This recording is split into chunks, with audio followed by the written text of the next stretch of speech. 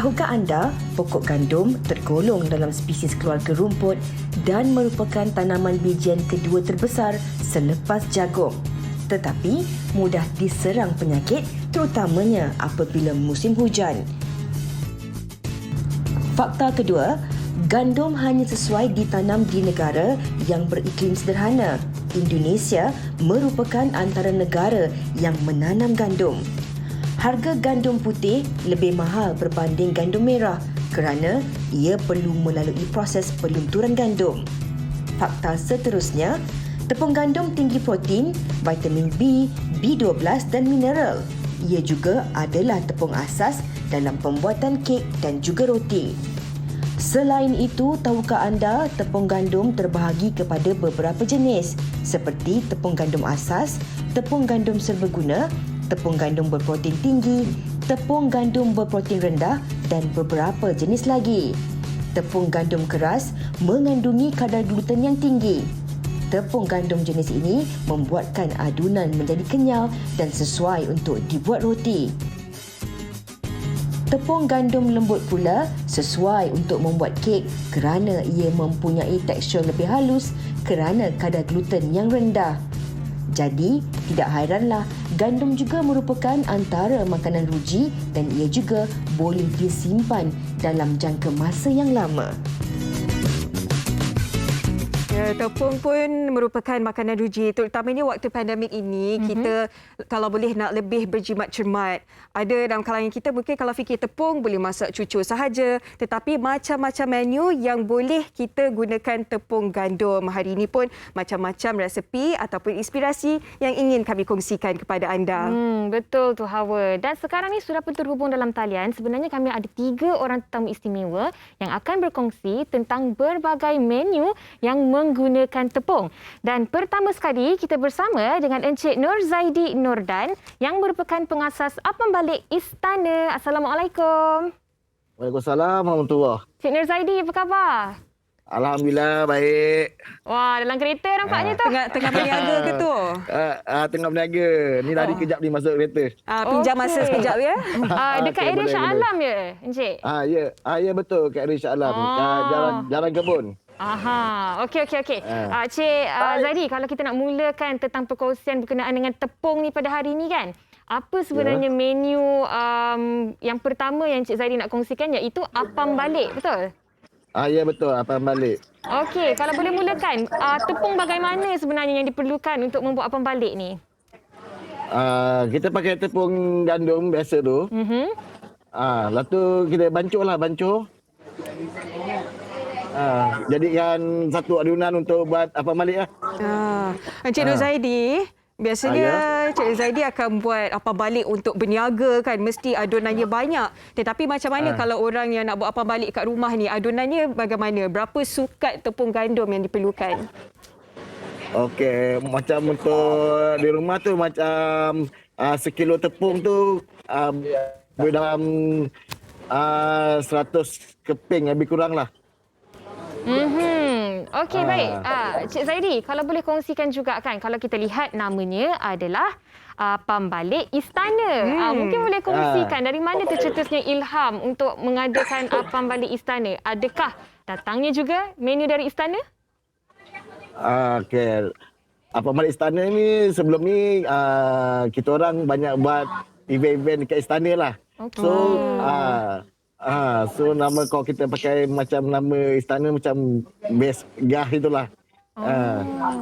Wah, seronoknya selalu pergi ke istana.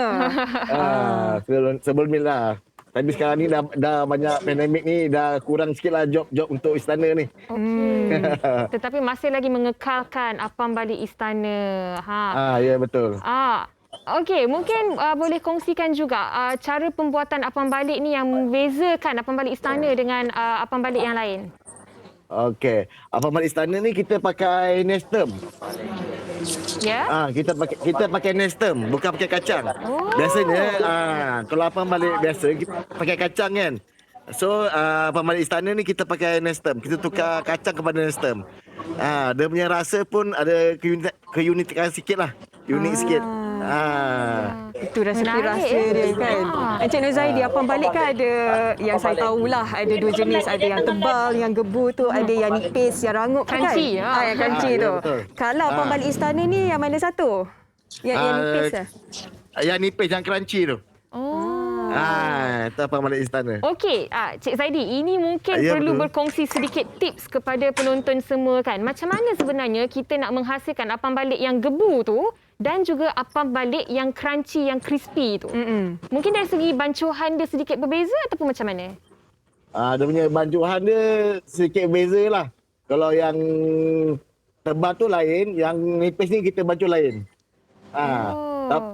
Tapi saya punya produk semua yang crunchy-crunchy lah, tak ada yang tebal. Cik Nur Zaidi, saya sangat-sangat suka apam balik yang nipis, yang rangup tu. Samalah kita hawa. Kan? Tapi kadang-kadang bila kita beli sampai kat rumah dia dah lemau. Macam mana nak bagi, kalau kita nak buat sendiri, nak bagi apam balik tu nipis, rangup dan rangup dia tu bertahan lama. Apa tips dia Encik Nur Zaidi? Dia punya tip dia macam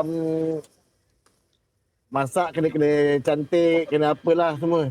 Kalau rangup tu, kalau dalam beg tu, kalau nak balik rumah nak rangupkan balik, masuk dalam microwave ke apa ke, dah boleh kembali rangup lah. Boleh panaskan balik lah kalau nak bagi rangup. Boleh. Cik Zaidi, kalau boleh kongsikan juga. Cik Zaidi asal dari mana, Cik Zaidi? Ya? Asal dari mana? Saya asal daripada Negeri Sembilan. Oh, Negeri Sembilan. Tapi sekarang dah menetap kat Selangor lah. Okey. Jadi resepi apam balik istana ni sebenarnya adalah resepi turun-temurun ataupun diolah sendiri oleh Encik Zaidi? Ni resepi ni diolah sendiri daripada saya. Tak ada turun-menurun lah. Ni sendiri punya resepi. Lepas ni Cik Zaidi pula boleh turunkan resepi ni kepada anak-anak. Barulah jadi resepi turun-temurun. Betul. InsyaAllah. Encik Nur Zaidi, apam balik ni ada perisa lain-lain ke hanya satu perisa original saja? Saya pakai Nestem madu. Saya pakai apam balik ni, dia Nestem, kita pakai Nestem madu. Okey. So rasa dia ada macam unik sikit lah. Okey. Adakah selepas ini apam balik istana akan menghasilkan pelbagai lagi variasi ataupun flavor untuk apam balik ataupun masih lagi kekal dengan yang ini? InsyaAllah saya akan cuba sekarang ni tengah masa mencuba untuk membuat macam perisa-perisa lain lah. Apa antaranya tu? InsyaAllah kita akan try perisa peanut ke, durian ke. InsyaAllah lah. Sedap tu. Okey, Cik Zaidi, mungkin nak kongsikan juga social media apam balik istana ni kalau ada untuk penonton membuat tempahan. Silakan. Okey, kalau nak buat tempahan, boleh follow dekat kita punya IG. Dekat WhatsApp pun boleh lah. Dekat Facebook. Apam balik _istana, betul? Apam balik _istana, betul. Okey, baik. Cik Zaidi, terima kasih atas perkongsian bersama dengan penonton wanita hari ini untuk cara membuat apam balik crispy dan juga yang gebu tu tadi. Selamat maju jaya juga kami ucapkan kepada Cik Zaidi. Assalamualaikum. InsyaAllah. Waalaikumsalam warahmatullahi. Itu dia yang nak kita dah tahu pasal apam balik.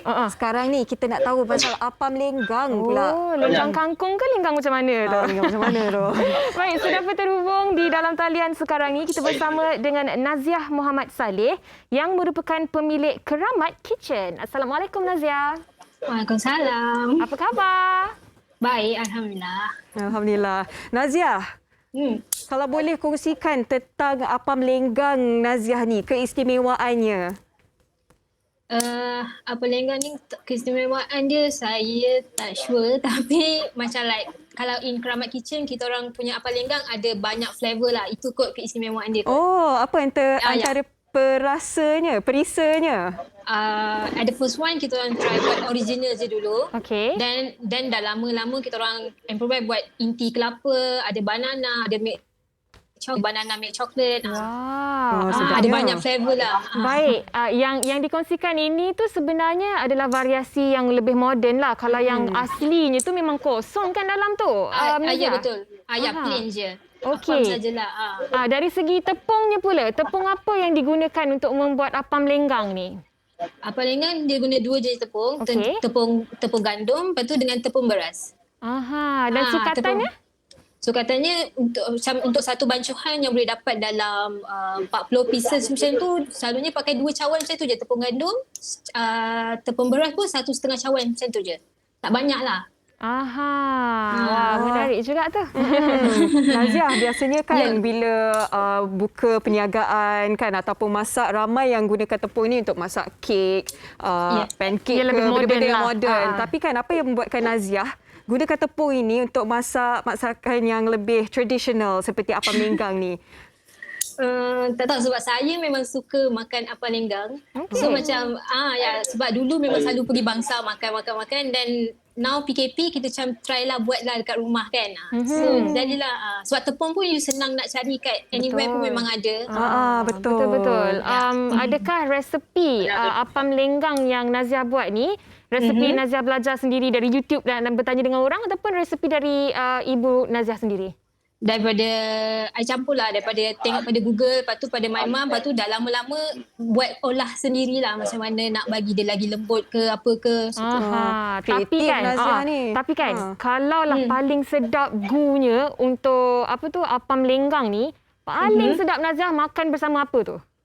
Apam lenggang, tapi macam kalau kita tengok dekat ada separuh orang macam kalau Indian punya style diorang makan dengan santan semua kan. Tapi yang macam like saya punya kita makan original sebab even yang origin pun you rasa macam like manis-manis apam tu memang dah ada lah. Makan plain je pun dah okey. Kalau Yana makan dengan apa? Dengan kelapa. Dengan kelapa. Dan gula sikit, garam sikit, campur kita makan bersama. Awak kena cuba. Kalau makan dengan sambal tumis boleh tak Naziah? Boleh ke? Saya tak nak cuba. Okey, nanti saya cubalah. Okey, baik Naziah. Tadi Naziah ada cakap boleh perniagaan ni waktu PKP ya? PKP, ya. Daripada last year punya PKP bulan 4. Sebab memang tak boleh keluar rumah. So kita orang hari-hari kat rumah macam I try hari-hari buat menu lain-lain dan tiba-tiba buat apam lenggang. Dan setakat ini sambutan daripada orang ramai macam mana? Ya, Alhamdulillah hari-hari rezeki lah kot. Orang order non-stop lah. Seronok pula kita dengar kan? Itulah. Dan Naziah, hari ini bukan satu sahaja menu yang Naziah nak kongsikan bersama dengan penonton wanita hari ini. Ada lagi satu, iaitu serabai. Ya, serabai. Okey, Naziah, setahu Yana kan, serabai ni dia setiap negeri tu dia ada macam-macam jenis serabai. Melaka ada, Sabah ada. Yang Naziah nak kongsikan hari ni dari mana? Saya punya serabai ni daripada utara. Okey, Penang ke? Ya, Penang. Okey. Kalau boleh Naziah kongsikan bahan-bahannya, mudah tak nak buat serabai ni? Actually serabai dengan apam lenggang, diorang punya bahan sama je. Cuma like macam apam tu you kena banyak sikit gula, gula. Sebab manis sikit kan. Kalau serabai ni you tawar sikit. Okey. Kalau nak serabai- diet kena ambil yang serabai lah. Dia tawar sikit sebab makan dengan kuah kan? Makan dengan kuah betul. durian. Kuah durian ke, kalau kita orang ada jual kuah durian, kuah santan. Dua-dua je. Yana ada baca juga ada yang dimakan bersama dengan kaya dan sebagainya. Tetapi kalau di Penang, kebiasaannya orang Pulau Pinang makan serabai dengan apa? Diorang makan dengan yang like kuah santan. Kuah kelapa macam like gula ada santan sekali lah. Menarik. Kelapa gula santan ya. Kalau saya orang Perak biasanya makan dengan kuah durian. Saya orang Langkawi pun sama. Kita samalah Langkawi dengan Perak. Baik, Naziah.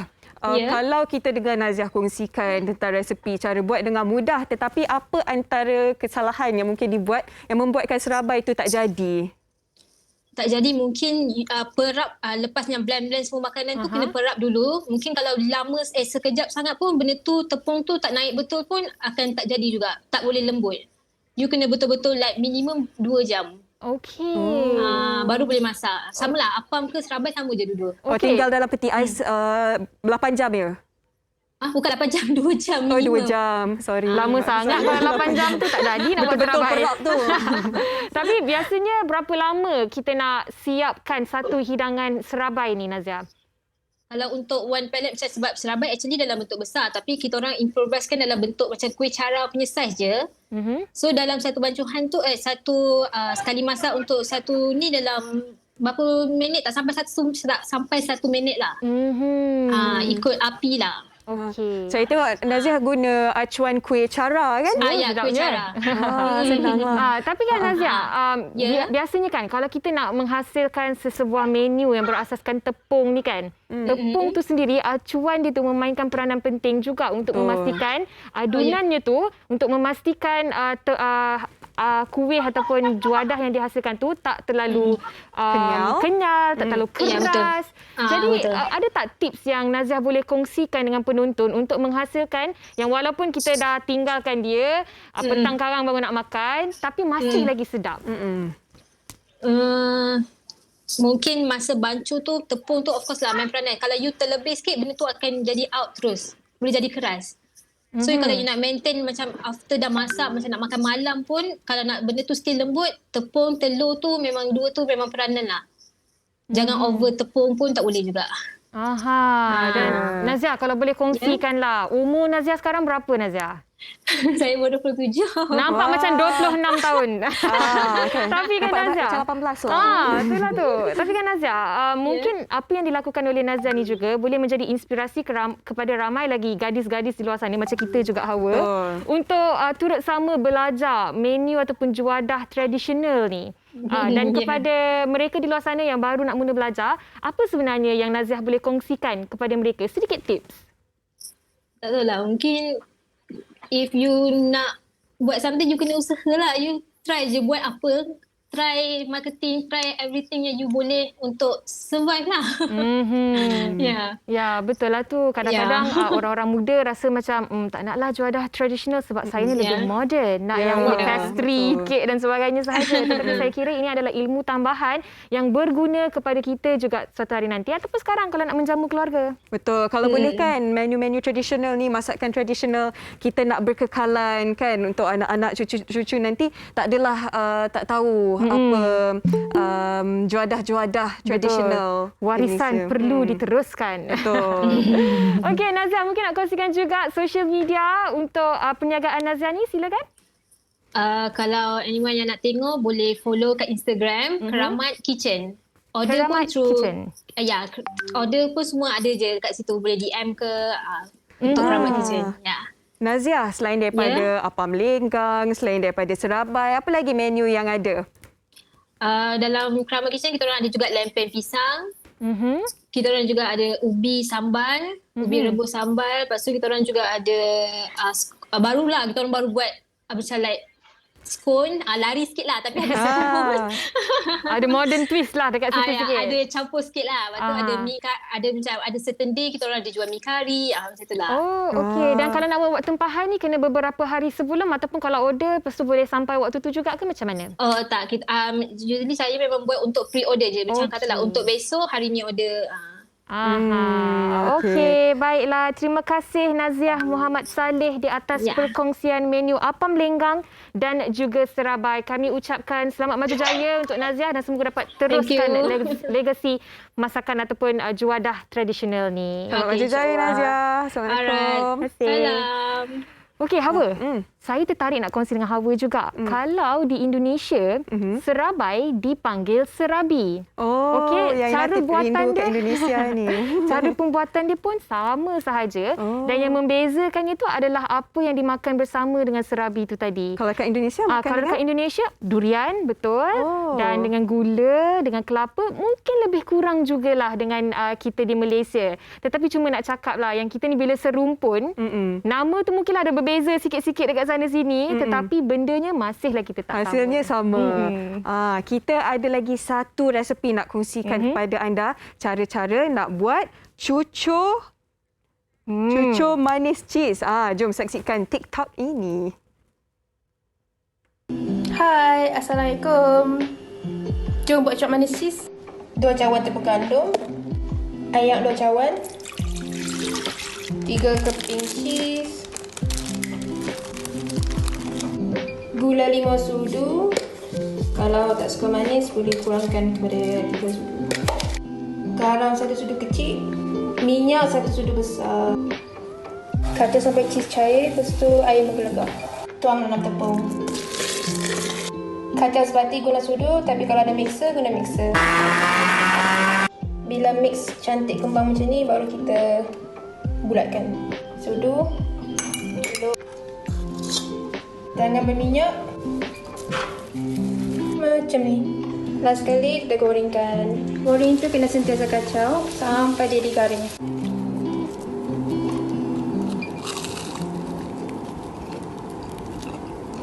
Cantiknya hasilnya Yana. Betul. Gebu elok je. Ha. Kalau tadi Syifa kongsikan cucur ikan bilis bawang, yang ni cucur cheese pula. Betul. Dan saya teringat kalau cucuk manis macam tu kan, bibik saya dulu waktu saya kecil-kecil, dia letak kelapa sikit dekat dalam cucur tu. Jadi adunan dia tu, bila kita makan tu kan hawa, memang sangat-sangat sedap cucur Yana, kelapa tu. jangan saya tak makan tengah hari lagi ni. Okey, baik. Untuk menu terakhir pada hari ini bersama dengan tetamu terakhir kita juga, iaitu Encik Muhammad Amir Sampau Abdullah, pengusaha cakoi Mami Viral. Assalamualaikum. Waalaikumsalam. Cik Amir, apa khabar? Baik. Berada di mana tu Cik Amir? Di restoran. Okey, di restoran di Sabah ya? Ya. Okey, hawa. Ya, Encik Amir. Cakoi ni kan asalnya daripada Cina. Dia, kalau kita tengok cakoi tu dia gabung dua kan. Maksudnya dua manusia tapi bila digoreng menjadi satu. Alah, sweet lah pula. Sweet kan. Tapi kita nak tahu apa specialnya cakoi Encik Amir ni. Special cakwe. Yang spesialnya cakwe kosong. Memang best lah. Memang cukup rasa dia memang. Okey. Cik Amir, kalau boleh kongsikan kan, nak buat cakoi ni kan, tepung apa yang diperlukan? Tepung apa-apa saja. Muiba. Okey. So, rama-rama, siap kuda pun boleh juga. Okey, kalau kita tengok dekat sini, itu antara bahan-bahan yang dikongsikan untuk buat cakoi ni. Ya, betul. Uyaina, kalau tadi Uyaina kongsikan pasal serabai di Indonesia kan. Okey, saya nak pergi ke Thailand. Okey. Kalau di Penghap. Thailand, cakoi ini dipanggil patongko. Patongko. Kalau di Indonesia, makan dengan sambal. Saya pun Indonesia juga. Oh, ya ke? Tapi kan, Encik Amir, kalau di Sabah kan Encik Amir, boleh kongsikan dengan penonton semua, cakoi ni biasanya dimakan dengan apa? Biasa makan kalau ada kopi memang sedap lah, sedap gila. Tapi kalau kita nak cicahnya tu bersama apa kuahnya? Cica kalau main cica dengan kari ayam lah memang sedap. Boleh makan dengan kaya kot kan, sambal tumis. Kaya, coklat, strawberry semua memang best lah. Baik. Cik Amir, dah berapa lama dah Cik Amir jalankan perniagaan menjual cakoi ni? Dalam 6 tahun. Lama. Dan sehingga ke hari ini, ada tak apa-apa variasi daripada cakoi yang tradisional tu? Mungkin ada sesetengahnya yang dah dimodernkan? Ada tak? Maksud? Tak ada ya? Maksud?